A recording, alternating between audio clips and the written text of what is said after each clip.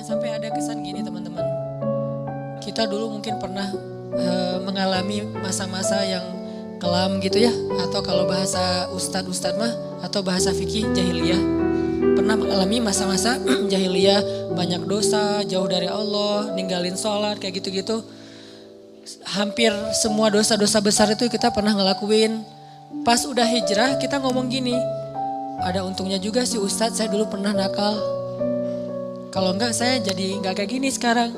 Kalau enggak saya jadi enggak tahu kalau itu ternyata bahaya. Jadi dengan saya pernah nakal dulu, sekarang saya bisa ngedidik anak saya. Saya tahu anak saya kalau ada indikasi-indikasi mulai nakal nih, saya tahu banget.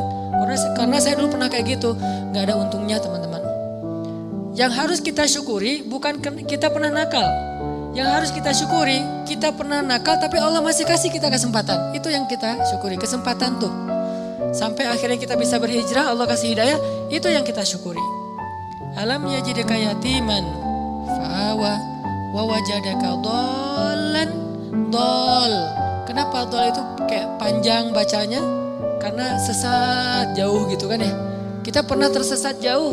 Dan tersesat itu bukan hanya soal akidah, tersesat dalam masalah ketaatan, kita nggak taat kepada Allah, tersesat jauh, sibuk dengan dunia, kemudian kita foya-foya jauh banget dari Allah. Wajadaka dhallan fahada, Allah tarik balik kepada kebaikan. Yang harus kita syukuri bukan dhalnya, tapi fahadanya, hidayahnya. Karena kalau kita berpikir untung juga saya dulu pernah nakal, ini bagian dari kita salah paham terhadap Allah. Jadi gak ada baiknya kita pernah nakal, gak ada baiknya kita pernah bandel, gak ada baiknya kita pernah jahiliyah, pernah bikin dosa. Baiknya adalah alhamdulillah kita bisa taubat, bisa hijrah.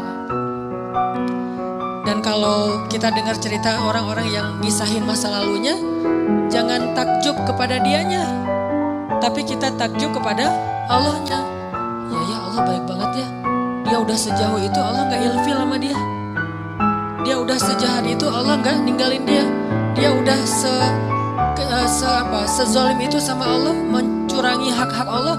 Allah nggak nutup pintu rahmat untuk dia. Allah itu maha baik. Jadi yang kita kagumin tuh Allah yang udah nyelamatin dia dari masa-masa yang sulit.